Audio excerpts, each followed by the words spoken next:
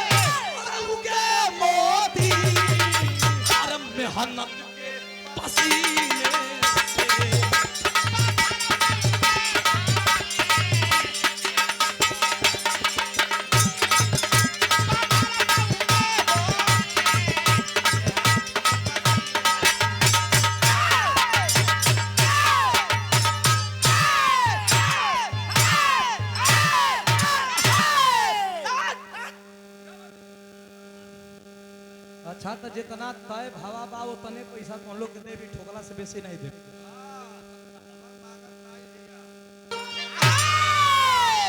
ए भैया यही तरह बनारस में रामदेव गुरु जी बिरहा गावत रहूं।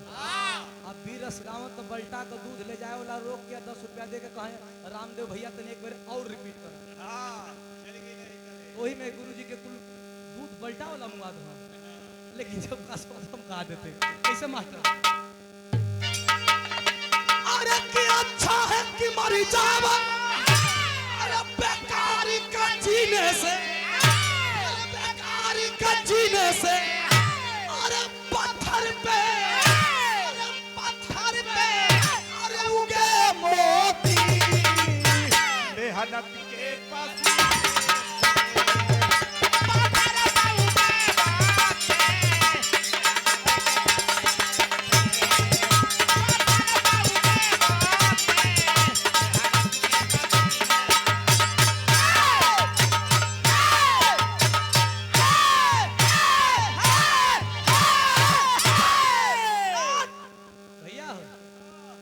भगवान श्री कृष्ण कैसो कैसो अर्जुन का जान बचा दलन।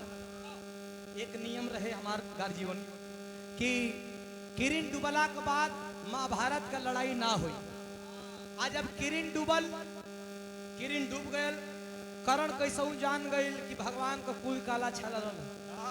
और रात जब भयल, पांचों पांडव शिविर में बैठल हवन, सबका चेहरा नीचे गिरल बा। भगवान श्री कृष्ण के सामने जाकर के युधिष्ठिर कहने लगे कि सुना था कि कर्ण हमारे छोटे भाई को आज लपेटा में ले रहा का। लपेटा में नहीं ले रहा भाई, आज मारू दे रहा। तू कहा कि रथ के पीछे लुकोई ले रहा। सुना रोज रोज तो और भाई को बचावे का हम जिम्मा नहीं खी ले।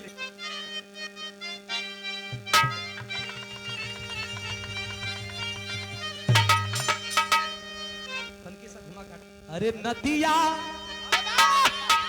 हमारी उम्र का पहले का तरह है बाबू। अरे नदिया किनारे मोर बोले हजार बार बोले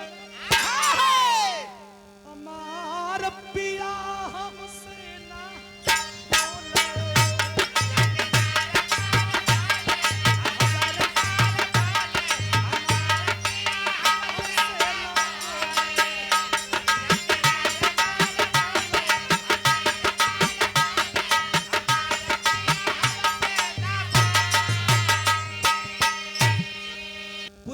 जगत में स्वर मिठाई नहीं रहल बुल्लू गुरु जी का। बाबू कैसे कहा इतना भैया लोग बड़ा बुढ़ऊ का करिहाई पहान धल रुचि करिहाई पहान धल के बुल्लू गुरु जी और रामदेव गुरु जी की तरफ एक बारी खाली देख ला कहा भैया बड़ा चपला हम मर्दा। करिहाई पहान धल के का कहा किसान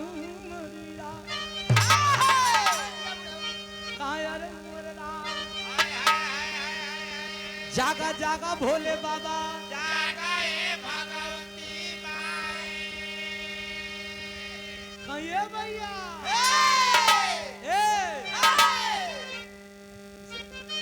अरे गंगा जी के तनु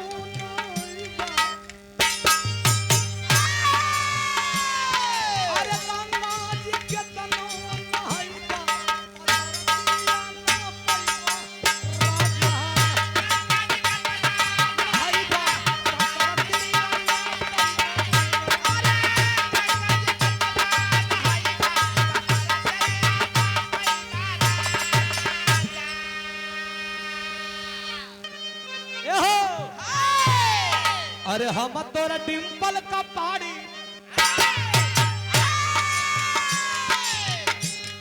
अरे हम तोरा डिम्पल का पाड़ी, राजेश खन्ना खोलो केवाड़ी।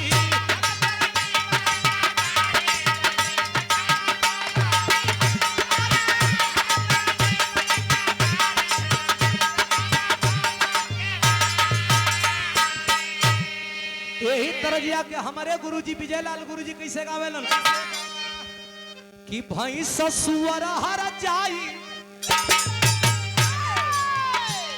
अरे भैंस सुअर हर जाई, घूमी जतन रतन मोटा, भैंस सुअर हर जाई, घूमी जतन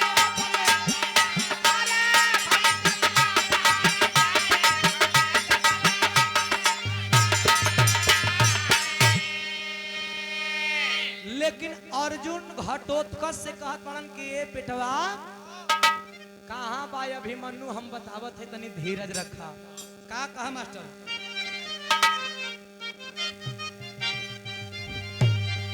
तनी हारमोनियम का योग को बढ़ा दी तन की तनी। कैसे? अरे धोखावा भैया हो, भैया बड़का भैया, अरे धोखावा से मरले मुदैया, अरे धोखावा से मरली मुदैया,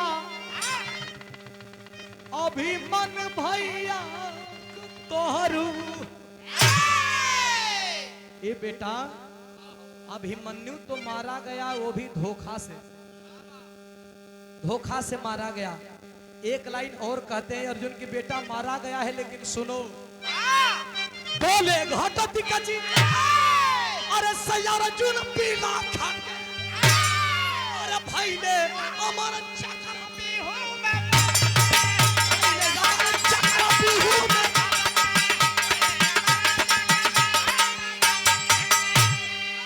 अरे घेरी के मरल मुदैया मुदैया,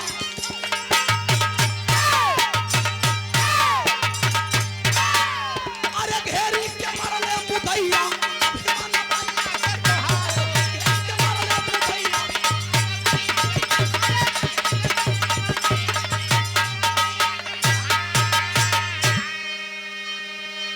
बेटा हे पंच परमेश्वर बैठा हुआ। अर्जुन कहते हैं कि अरे भीम नकुल सहदेव सब रहते हुए भी मेरा बेटा मारा गया, क्यों बार बार कहते हो मेरा बेटा मारा गया, वो भी चक्रव्यूह में मारा गया। ए भैया चक्रव्यूह में मारा गया, सुनो मारा गया, अब क्या कहना है। इतना पंच परमेश्वर बैठल हुआ, भीम का बेटवा घटोत्कच ही बतिया सुनलस कि हमार भाई अभिमन्यु मारल गयल, तक कहलस कि रे तोहन लोगन के लाज नहीं लगत, आई भीम हवन। भीम के लोग कहला कि इनकरे बाजू में 10,000 केहू कहला कि 60,000 हाथी का बल बा। इतना बल होते हुए भी अभिमन्यु मारा गया, गलत गलत। जेकर इतना बल रही वो पूरा महाभारत खत्म कर दे कि अब बतियाई। आई अर्जुन हमन, इनके लोग कहला कि धरती पर इनसे बड़ा धनुर्धर, इनसे बड़ा बाण चलावे वाला कोई पैदा नहीं के भाई। इनकर बेटा मार गई, लेकिन कोनो बात बतियावत हल, लाज नहीं खे लगत। पांचों पांडवन के छपले है, आज जब पांचों पांडवन के छपले है भैया, तो ओ घड़ी घटोत्कच कहत का बा बिरहा में तन के साथ और पुराण तरज बा मास्टर।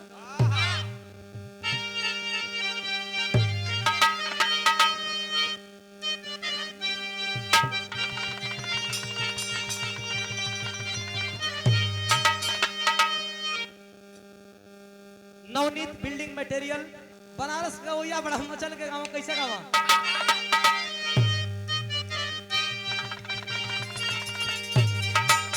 रुचि सुनिए, हमनी का घराना कई खाटी है। कैसे?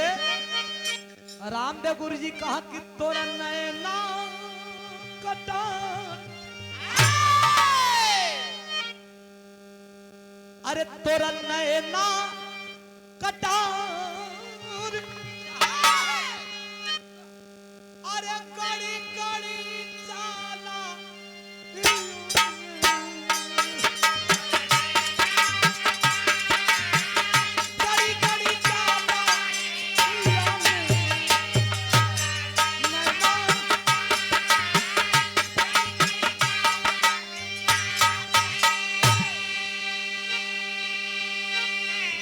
हीरा गुरुजी कहा कि बुढ़ावा बेईमान,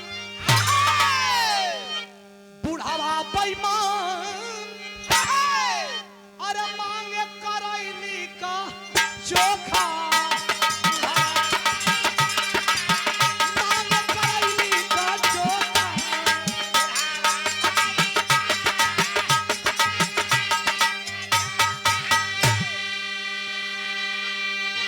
लेकिन इतना भैया सुनोइया हुआ घटोत्कच कहत का बात नहीं पीरस कलाइन है।